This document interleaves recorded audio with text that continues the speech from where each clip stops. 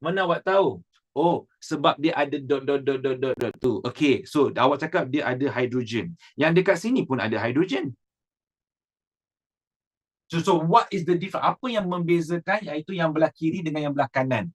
Yang belah kiri ialah hidrogen dan juga yang O ni, betul? Okay, apa yang awak panggil sebagai unsur O ini? What do you call this kind of atom? Ini ialah atom yang mempunyai elektronegatif yang tinggi. Keelektronegatifan yang tinggi. A high electronegativity. Maksudnya dia suka negatif kat situ. So kalau soalan minta awak tulis simbol. Simbol apa kita letak kat situ? Simbol TikTok tu, betul? So yang this one, partial ni. So again, partial ni nak tak positif ke negatif sebab dia tarik elektron ke arah dirinya.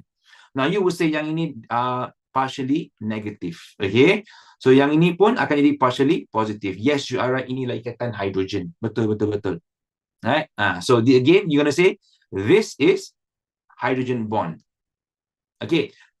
Next one. Yang ikatan F ni pula. What do you think?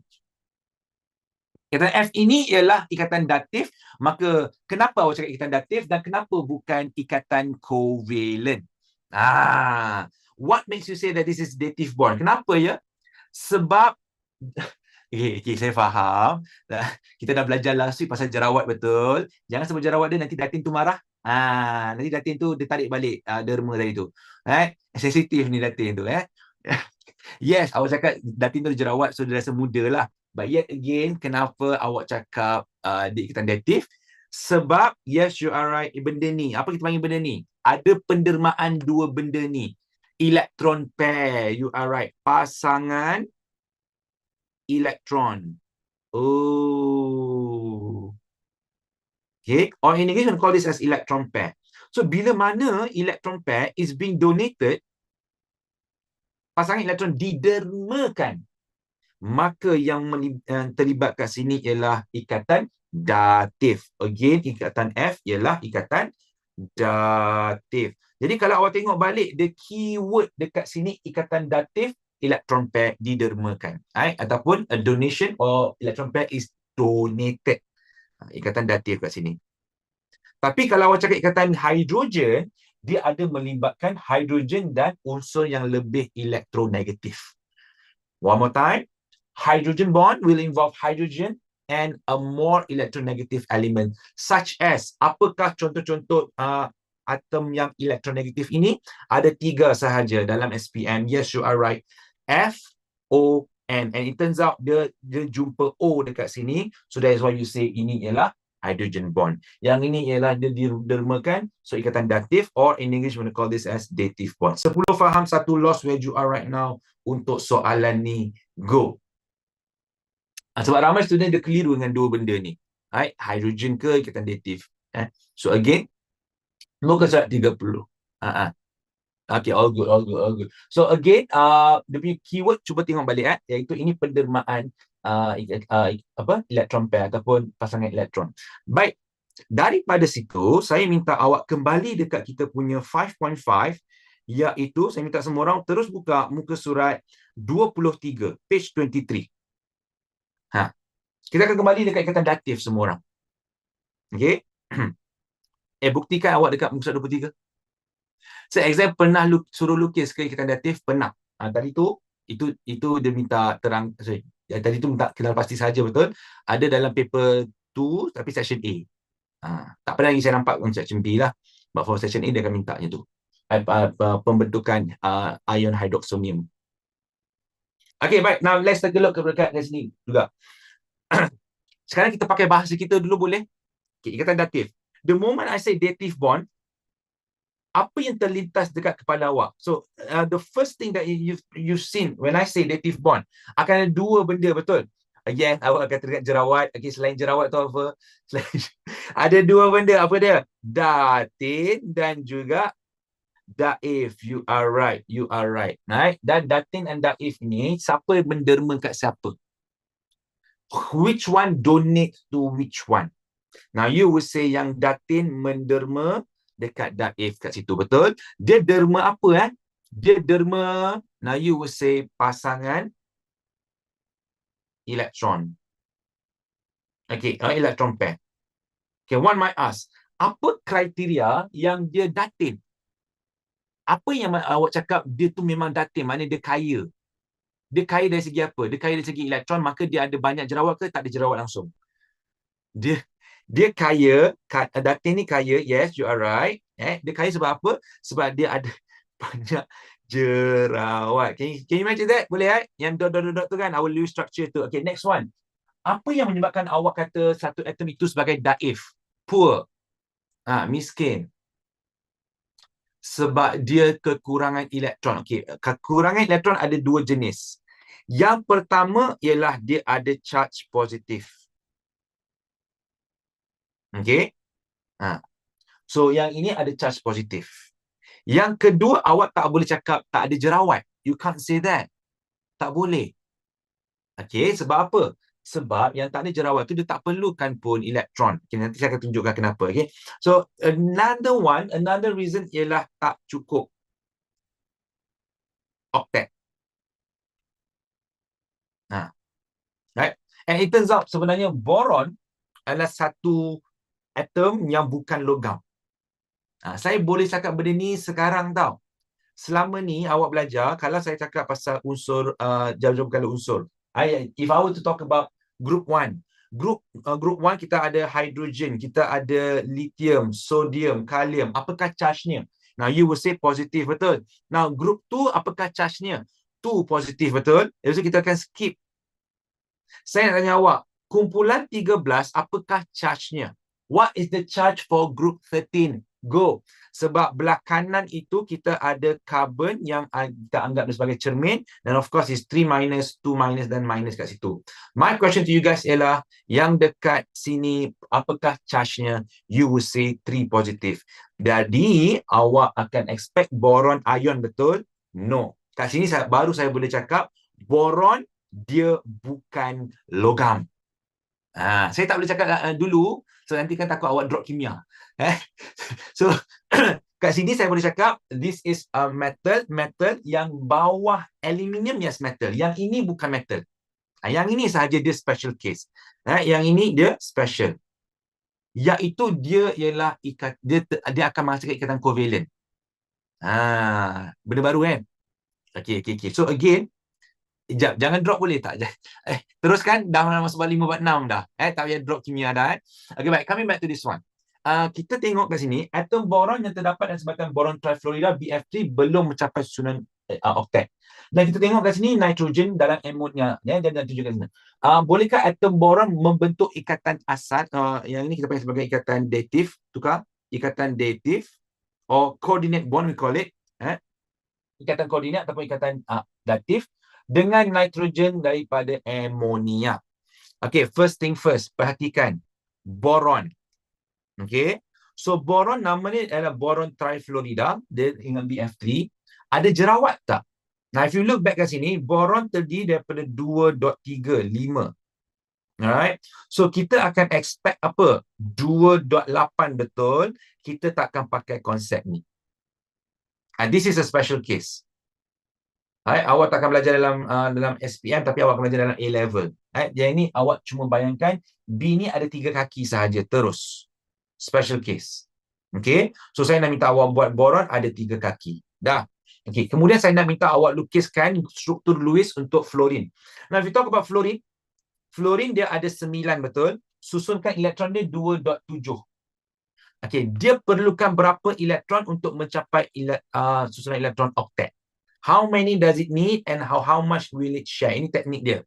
Now you will say 1, betul. So fluorine ada 1 kaki. Fluorine ada berapa jerawat? Ataupun berapa excess elektron yang tak digunakan? 7/1, betul. So the excess electron, ataupun kita panggil bahasa kita panggil dia sebagai jerawat dia, ialah 7/1. So 7/1 dapatlah 6. Kalau saya nak lukis struktur Lewis dia, it will look like this. 1 kaki, ini ada 1, 2, 3, 4, 5, 6. Oh, okay. Okay, boleh tak awak lukiskan untuk saya struktur Lewis untuk nitrogen? Go. Dan juga hydrogen. Kalau boleh tulis ammonia lagi cantik lah.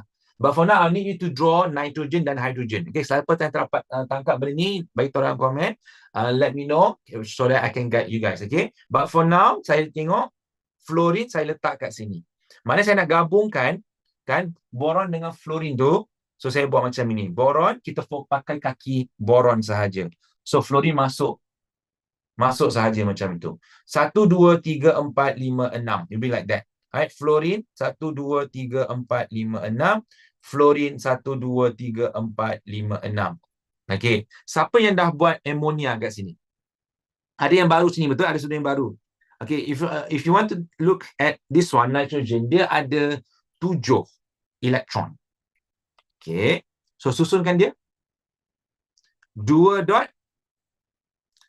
betul? So, untuk dia bergabung dengan benda lain, for it to form a covalent bond, untuk dia hasilkan ikatan covalent, maknanya dia nak gabung dengan hidrogen, bukan logam covalent, dia mesti mencapai susunan elektron octet, mesti 8. So, dia need berapa, dia share berapa, you will say, kat sini, 3. Thank you very much. So, nitrogen ada berapa kaki?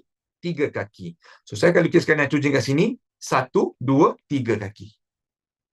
Alright. So, berapa jerawat dia? Ataupun the unused electron. The excess electron kat situ. 2, betul? So, 5 tolak 3 dapat 2. So, saya akan letak dot dekat sini. Pap, like that. 2 jerawat. Now, hydrogen is very straightforward. Sebab apa? Hydrogen dia perlukan 1, need 1, share 1 lah. Alright. So, ada 1, awak boleh tengok dekat jarum berkala unsur. So, need 1, share 1 juga. So, dia akan dapat 2 kat sini. So, dah ada 1 kaki sahaja. Soalan saya, hydrogen ada jerawat tak? Does hydrogen has excess electron? Maknanya ada tak yang keliling-keliling itu? Tak ada. So, you just going to write there 0 jerawat ataupun tak ada apa-apa pun kat keliling dia. So, I'm just going to write there H, H, H. Daripada sini, awak boleh tak identify siapa datin, siapa daif? Like that. Yeah. Can or can you not identify which one is datin, which one is daif? Ammonia datin. Hydrogen daif. Okay. Ada yang cakap kat sini, hydrogen daif. Okay. Saya nak bangkang dekat situ. I mean, it's good that you mention it out. Okay, jap. Saya nak recap balik what we did last week. Okay. What we did last week ialah, saya akan lukiskan I'm going to draw for you guys the hydroxonium ion. Cuba tengok balik kat sini. Oksigen 2 kaki. Alright. Oksigen 2 kaki. Awak boleh tengok balik ada 4 jerawat. One more time. Oksigen ialah 8, 2.6. So, dia akan ada 2 kaki, 4 jerawat. 6 minus 2. Okay. Saya akan lukiskan H dan juga H. H2O basically. Next one, saya akan lukiskan H+. Can you or can you not identify mana datin, mana daif? So, okay, kat mana datin, mana daif kat sini? Okay, nak buat dot boleh, nak buat cross pun boleh, tak ada masalah. Right? Tak ada masalah. Tapi awak tak boleh buat dot cross tak boleh. So, again kat sini, mana datin, mana daif? High, yang miskin dengan elektron, daif will be this one, betul? Okay. Dan yang atas akan jadi datin. So, boleh tak dia menghasilkan ikatan datif? Okey, dia menghala ke bawah ke atas pendermaan elektron itu? Ke bawah, betul? So, dalam SPM, dia tak tekankan arrow ni. Hanya dalam A level nanti. Tapi tak apa, kita akan ikut format SPM. But before that, benda ni, awak tak payah buat macam ni. Dalam SPM, awak buat tanpa arrow. Like that. Okay? Tapi kita faham, dia tengah berderma ke bawah. Tapi, yang hydrogen ada positif kan? So, sini ada positif tak? Keseluruhan. Would you say there's a positive? Yes, dia ada positif. Maka saya boleh lukis macam ini. Pak. It's being shared by all. Right? Positive charge. Semua macam ni. Alright? Okay.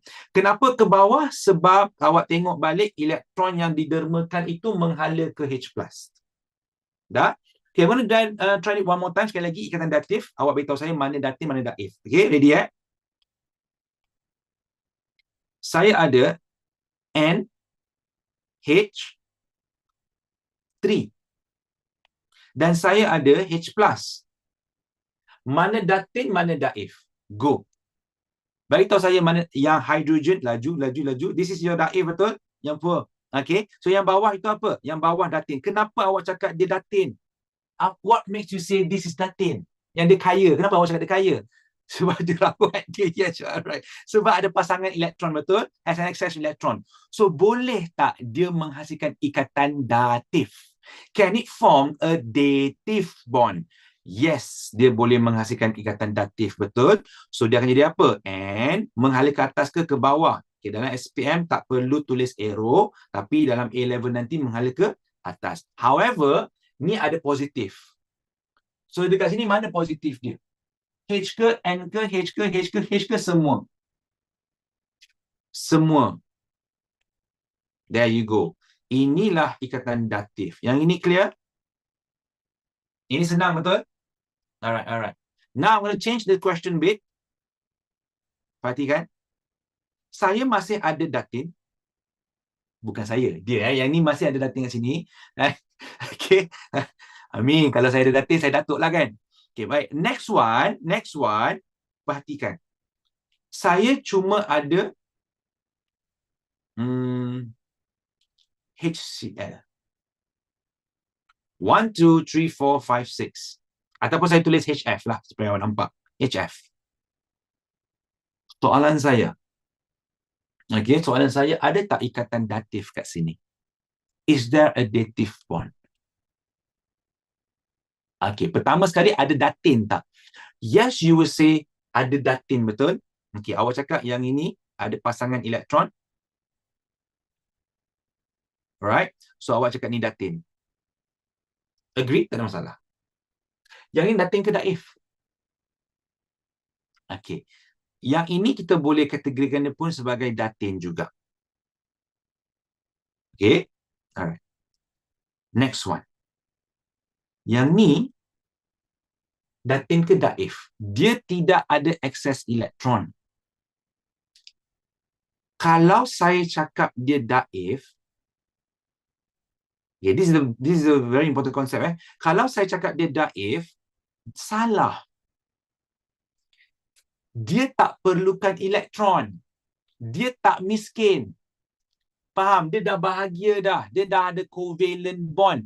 Do you see any positive charge kat situ? Ada tak charge positif kat hydrogen tu? Tak ada. So, dia bukan daif. Faham? So, you can't say yang ini adalah daif. Faham? Dia dah bahagia dengan keluarga dia dah. So, no dative bond dekat sini. Tiada ikatan datif kat sini. Faham? Dan yang ini pun, adakah ini datif? Adakah ini daif? Is this poor? No. So, again, kalau saya tanya awak sekali lagi, I have ammonia right over here. Pump like that. Dan saya ada boron trifluoride. Pump like that. Betul atau tidak saya cakap hydrogen ini daif? Jawapan dia no. Hydrogen ini bukan daif. Tak boleh. Dia bukan charge positif. So this is not your, ini bukan daif kat sini. Okay, however, perhatikan kat sini. Kita ada datin. Boleh tak datin ni menderma dekat yang daif? Ada tak daif lagi kat sini? Okay, ada dua syarat daif. Now, I want you to take a look yang kita buat tadi. Daif ada dua syarat. Yang pertama ialah ada charge. Yang kedua ialah tak cukup oktet. So, my question to you guys ialah, ada tak kat sini charge positif atau tak cukup oktet? Is there like an atom that has positively charged, iaitu yang perlukan elektron ataupun tak cukup lagi susunan elektron oktet? Jawapannya ada boron. Boron ni tak cukup oktet. Okay, apa maksud saya oktet? 2, 4, 6 sahaja. Inilah dia daif awak. Faham? So this one, dia tak cukup mencapai susunan yang stabil. Oktet or duplet. Maka dia kategori dia daif. Oh. So dua syarat daif tadi tu, positif dan juga tak cukup oktet. Okay. So kat sini boleh tak dia menghasilkan ikatan datif? Jawapan dia ya, boleh. Ya. Alright. So nitrogen ataupun ammonia akan menderma satu pasang elektron ke arah atom boron dalam boron trifluorida. And that is what I mean. Okay, so if I were to translate this in English, ammonia donates one pair of electron to boron atom from a boron trifluoride. Okay, so dia punya drawing, jom kita lukis drawing dia, jom. Now the drawing will look like this. Okay, yang ini macam mana? Kita tak boleh nak lukis dalam SPM awak tak boleh buat macam ni tau. No, cannot. Tak boleh. Dia kena straight. Maksudnya ialah awak adjust balik dia punya kedudukan jerawat tu. Okay, yang ini saya letak dia dekat atas. Okay, awak susun balik. Boleh susun je macam ni, tak ada masalah. Okay. There you go. Nampak?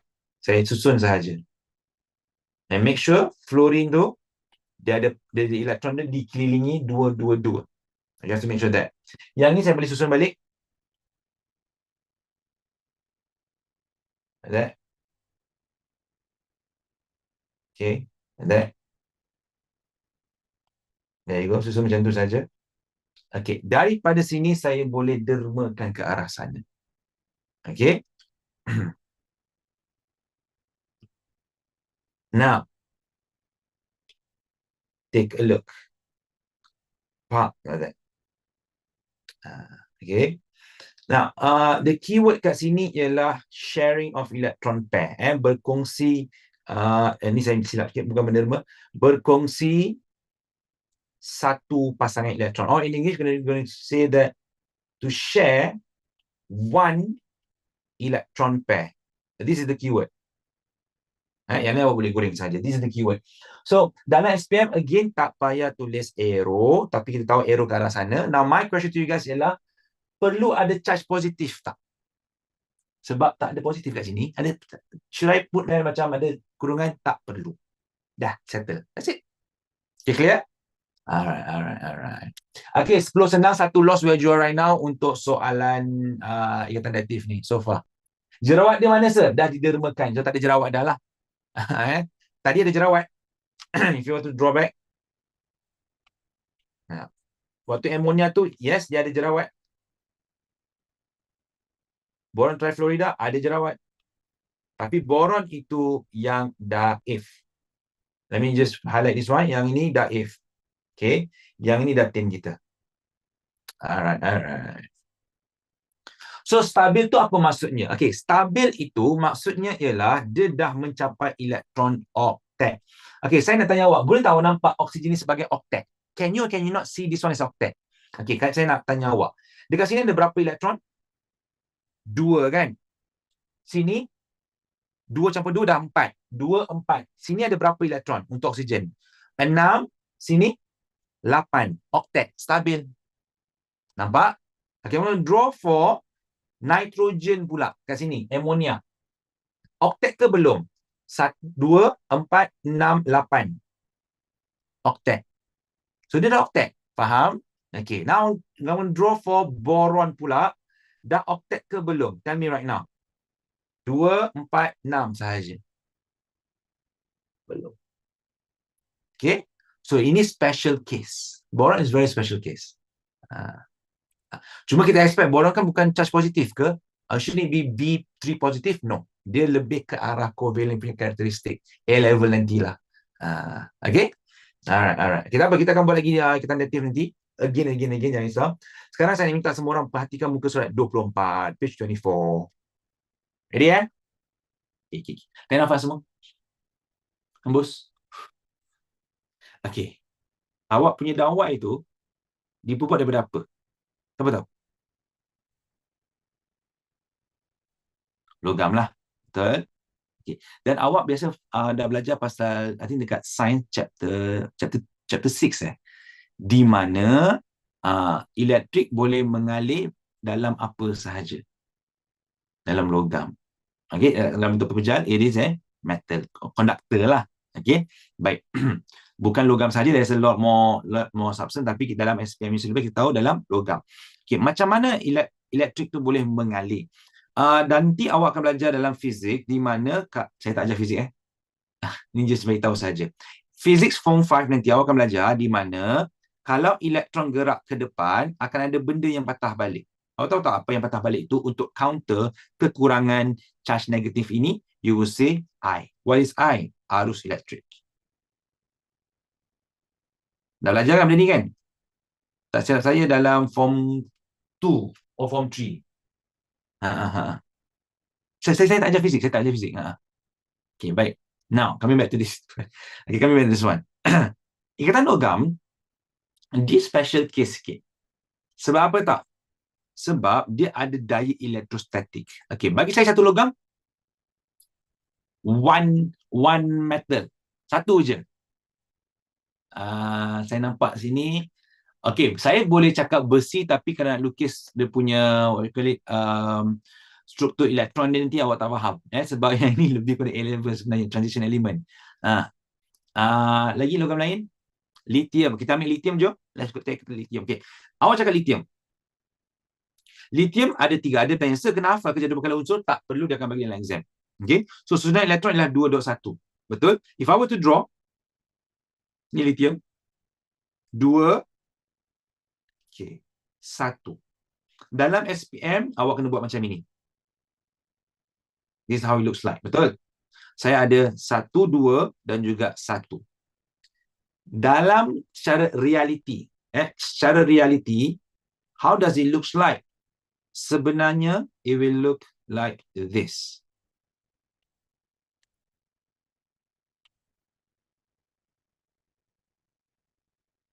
Apa maksud dia? Okey, jangan salah faham. Iaitu, ini tetap petala. This is still what you call the shell tu, yang last kali tu.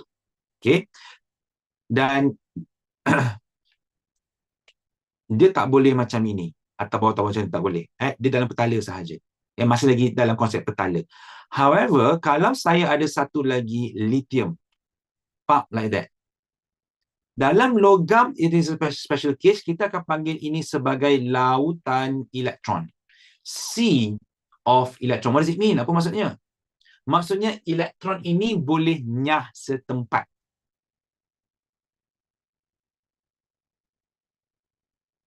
Faham? We call this as delocalized.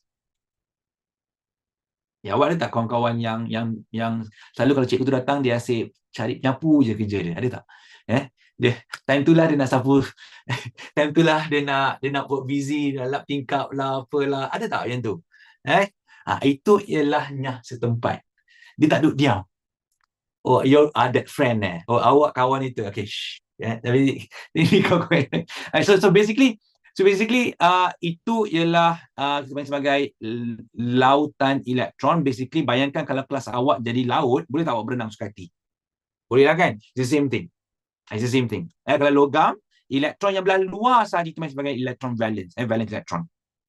Dia boleh nyah setempat. So, jadi kalau dia nyah setempat, bayangkan sekarang, macam kawan awak tadi tu, dia jauh sikit. Dia pergi jauh sikit. Pump like that. Dia nyah setempat. Tapi masih lagi dalam bentuk lautan. Maknanya sini dissolve the sea. Okay? Masih dalam keadaan laut itu. Apa yang berlaku ialah sini akan ada sedikit charge positif. Sini akan ada charge negatif, which is your electron. Dia akan ada apa? What do you call this? Siapa ingat balik benda ni? Inilah yang dipanggil sebagai daya elektrostatik. So one more time. Dalam kata logam ada apa? Ada lautan logam. Elektron boleh nyah setempat. Yang ini kita panggil dia sebagai daya, bukan ikatan daya elektrostatik, or in English we call this an electrostatic force. Hanya dalam logam sahaja. Sebab itu arus boleh mengalir. Okay? Alright. So budak yang boleh gerak-gerak tu ialah kita punya nyah setempat. Elektron yang nyah setempat, or delocalized electron we call it. Delocalized electron. So budak yang selalu jalan-jalan bawa penyapu semua tu kan. So that will be your delocalized friend. Dia gerak mana semua. Dalam kelas ni ada tak delocalized Plusian? Ada tak? Tak ada Ketua kelas take note, tolong tengok kan. Semua ada kat sini Okay. Semua good boy. Okay, bagus. Semua good girl. Okay, bagus. Tak payah Kelas saya bersih betul. Tak payah sapu sampah betul. Easy, easy. Okay, baik. Nanti kita tengok contoh-contoh soalan ikatan logam. Alright, 10 senang, 1 loss where you are right now untuk ikatan logam. Tu saja. Nothing much on ikatan logam. Metallic bond is very straightforward saja. Senang je. Senang kan? Easy kan? Kena hafal ke? I wouldn't say hafal. I would just say familiarkan sahaja. Okay, I'll show you another one boleh? I'll show you another one. Saya ada magnesium. Magnesium ada 12 elektron. 2.8.2. Okay, saya akan lukiskan magnesium. 2, 8. Okay. Allah Allah. 2, 8, 2. Yang 2 itu saya buat macam ini sahaja. Why? Why? Kenapa saya buat macam ni? Okay, dalam SPM jangan salah faham, right? In SPM, you gotta write macam ini sebenarnya. Ini ialah bentuk sebenarnya. Tapi untuk saya menerangkan dia punya lautan tu, how does it looks like, saya akan lukiskan kat sini. Part 1, part 2, like that. Okay, kalau awak ada lebih daripada contoh satu logam, macam ni dalam SPM dia tak minta awak lukis, jangan risau. They won't ask you to draw this one. Because it's quite confusing. Tapi, nampak tak? Kat sini saya boleh buat dia jadi laut. Nampak? Dia boleh jadi laut. Situ. Okey, soalan saya. Apa yang saya nak panggil benda ni? Tempat elektron tu boleh berenang-renang. Yang ni boleh kat situ, yang tu boleh kat sini. Lautan elektron. Sea of electron. Okey. Jadi bila sea of electron, soalan saya, boleh tak elektron dalam itu bergerak keluar? Boleh tak yang ini pergi berenang kat luar? Tak boleh. Faham Elektron mana je yang boleh, yang berenang, yang boleh keluar, yang boleh gerak-gerak, yang luar sekali, the valence electron. So your valence electron ini, yang duduk luar sekali, valence electron, akan bergerak-gerak. So kalau dia bergerak dengan bebas, free to move, apa kita panggil perkataan ni dalam kimia? Kalau ni dia duduk setempat, localized. Yang ini kita akan panggil dia sebagai delocalized. Perkataan dia ialah, again, delocalized. Nyah setempat, tak duduk satu tempat. Clear? So again, this is the word. These are the word that you're going to use dalam SPM nanti. Delocalized electron. Okay, nyah setempat. Okay, maka daripada sini dia akan menghasilkan satu jenis daya. Okay, so contoh sekarang ni saya bawa yang ni. Allah, saya bawa yang ni. Okay, dia dah gerak ke arah sini. Dia dah gerak jauh dah. So, kita panggil daya ni sebagai apa? What do you call this kind of force? Go. Inilah dipanggil sebagai daya electrostatic. Or we call it as electrostatic force. Clear? Alright. So, bila ada daya elektrostatik ni, kita akan ada ion bebas bergerak. Ion bebas bergerak, basically charge tu positif negatif boleh bebas dia bergerak. So, that's the game. Okay. Kalau saya nak lukis contoh sekarang, very fast, this one, hydrogen. Okay, saya lukis hydrogen. Boleh atau tidak saya lukis sea of electron? Can or cannot? Ni contoh ni kan. 1, 2, 3. Boleh tak saya buat macam ni? Macam contoh sekarang, saya padam ni. Erase this one. Lepas tu saya buat macam yang atas tadi tu. Buat ni. Hydrogen pun nak ikut juga. Cannot. Kenapa hydrogen tak boleh benda ini? Kalau saya cakap dia ada sea of electron. Why? Tak boleh. Kenapa tak boleh? Kenapa salah? Kenapa sea of electron ni terlampau racist, select sangat? Sebab yang ini bukan logam. Yes, you are right. Kalau non-metal, tak boleh. Hanya untuk metal sahaja. Faham? Sebab tu logam boleh mengkonduskan elektrik. Right?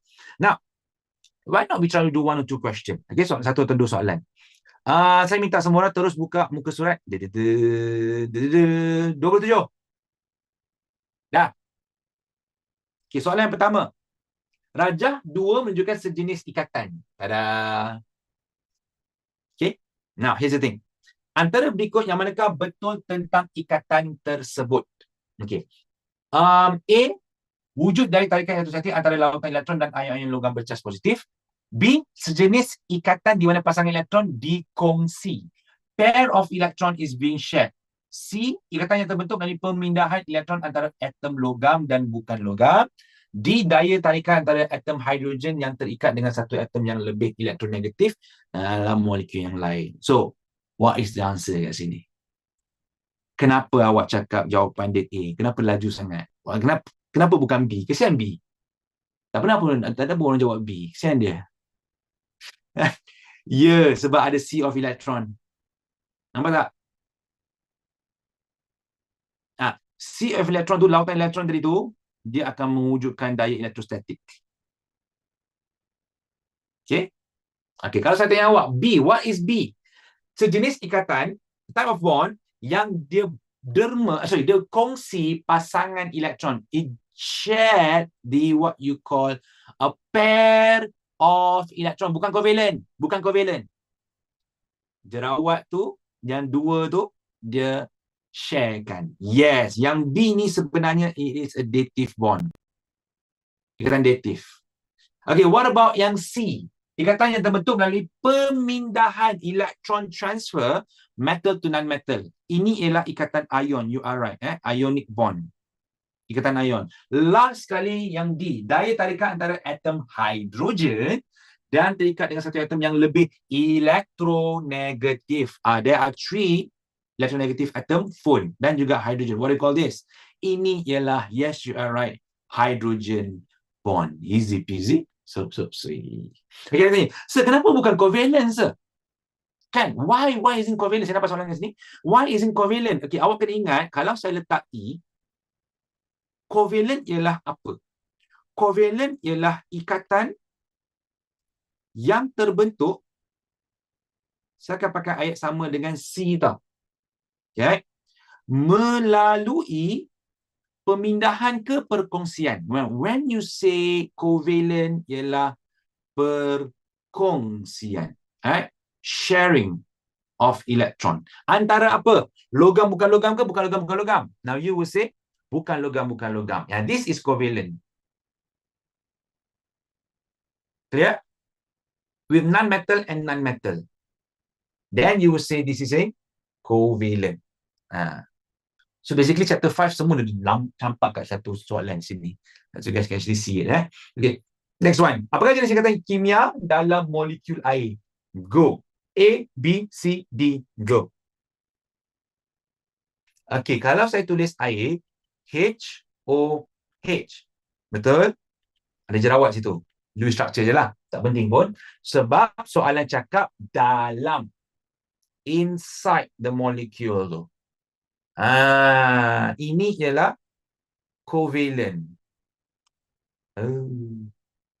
Okay. Salah tak apa. It's good that you guys buat mistake kat sini. Okay, next one. Ikatan hydrogen boleh terbentuk antara atom hydrogen dan atom FON. So, what is the answer kat sini? Hydrogen is either hydrogen and FON sahaja. Jawapan is B. Senang, This is very straightforward sahaja. Okay, yang ni. Dia berkongsi pasangan elektron. Okay, apakah jenis ikatan kimia yang terbentuk kat sini? A ke, B ke, C ke, D? Go. E power. Kenapa awak cakap ikatan datif? Apa yang terlibat kat sini? A pair, sepasang elektron, betul? Pair of electron. Okay. Siapa datin kat sini? Ammonia. Okay. Hydrogen ni daif tak? Kenapa awak cakap dia daif? sebab ada charge positif. You are right. Betul. Tapi kalau hydrogen saja, dia yang itu bukan daif. Okay, so gotta be careful on that. Okay, next one. Ini kita masuk nanti. Kita masuk yang ini pula. Sebab ada yang bertanya, macam mana, kenapa, kita nampak soalan tadi, kenapa logam senang untuk menderma elektron? So, yang ini sebenarnya jatuh dekat bab 3, iaitu mencapai susunan elektron oktet ataupun duplet. Okay. Nah, hasilkan ikatan mesti oktet ataupun duplet. So, kat sini saya nak tanya awak, boleh tak awak tentukan dia punya ikatan ni? Ikatan jenis apa kat sini? Apakah formula dan jenis ikatan? Okay. Tadi ada yang bertanya, macam mana saya nak tentukan logam ke logam? So, how are you going to take a look over here? So, cuba tengok sini. Sini 4, sini 7. 4 kumpulan berapa? Group 14. Dan juga 7 kumpulan apa? Belakang saya, this is chapter 4 sebenarnya. So you will say this is group 17. Maka jawapannya apa? Awak dah kena jadi referee Argentina dah. So dah kena select sikit, dah kena buang sikit 2 tu. Kita nak bagi keutamaan kat siapa kat sini? When you say it is group 14, non-metal, bukan logam, dan juga bukan logam, maka satu je jawapan dia, iaitu covalent ke ion? Covalent, betul. So kita buang yang C dan kita buang yang D. Alright, next one. Mana satu formula dia yang betul? Which one? Mana satu central atom kita? A, you are right. Kenapa awak cakap A?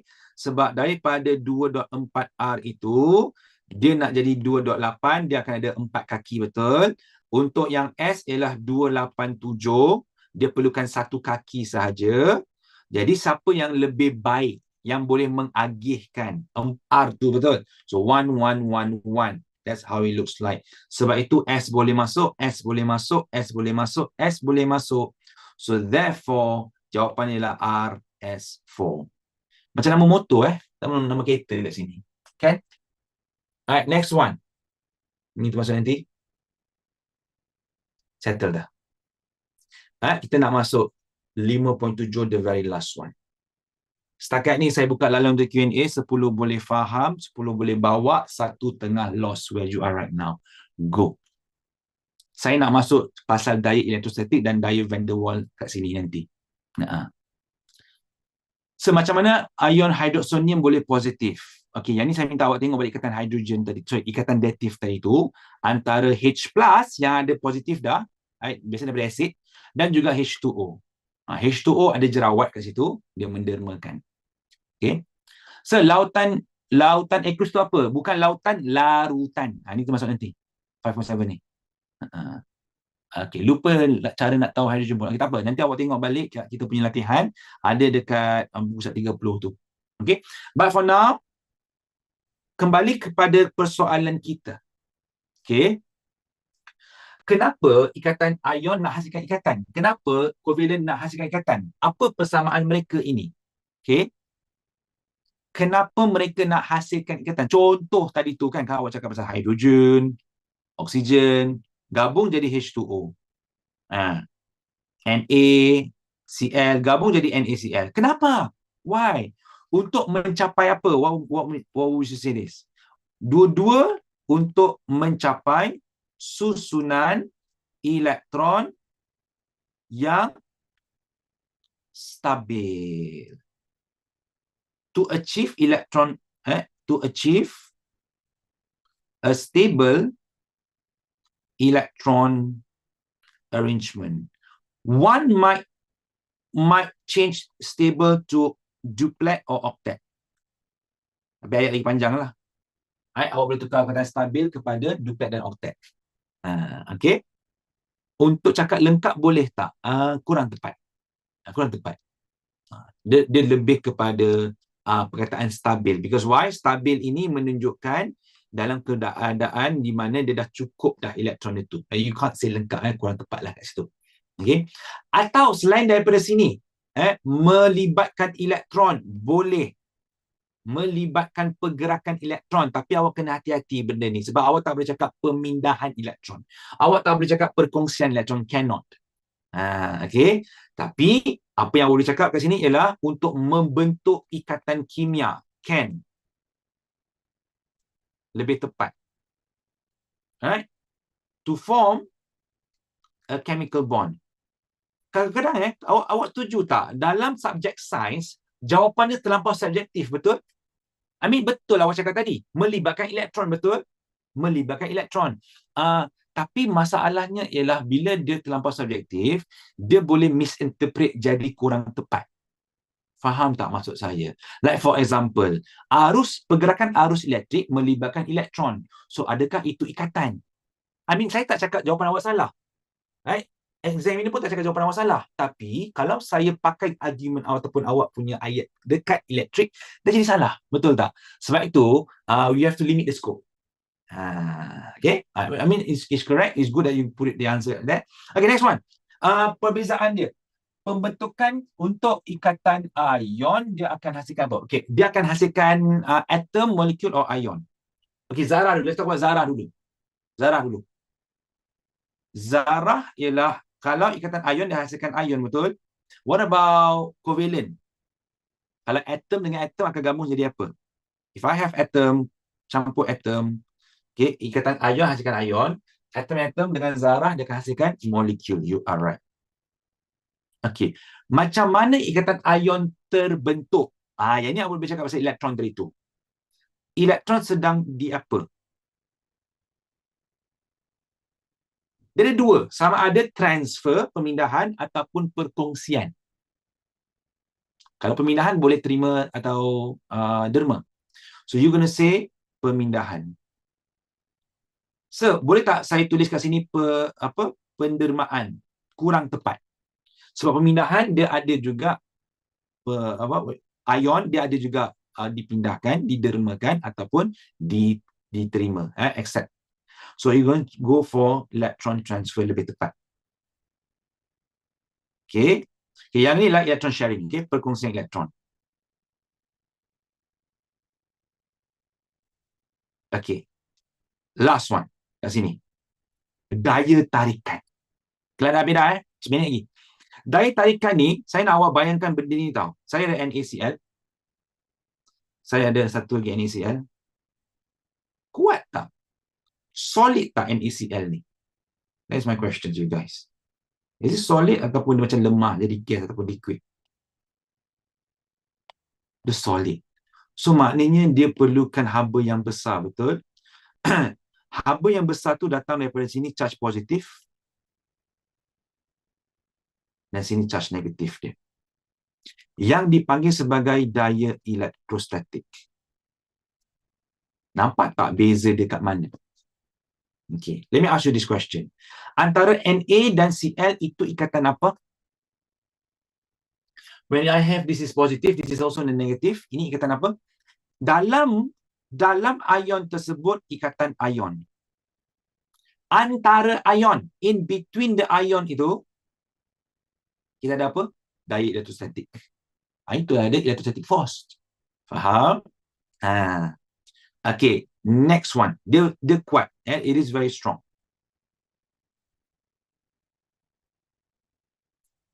Very quickly, this one pula. Saya ada oksigen. Saya ada another oksigen. Dia melekat tu sekejap sahaja. Okay, kalau confused, I'm going to draw this one. Oksigen, oksigen. Macam muka orang, Another one, another molecule. Like that. Another molecule like that. Okay, soalan saya dekat awak. Yang saya highlight ini ikatan apa? What do you call this?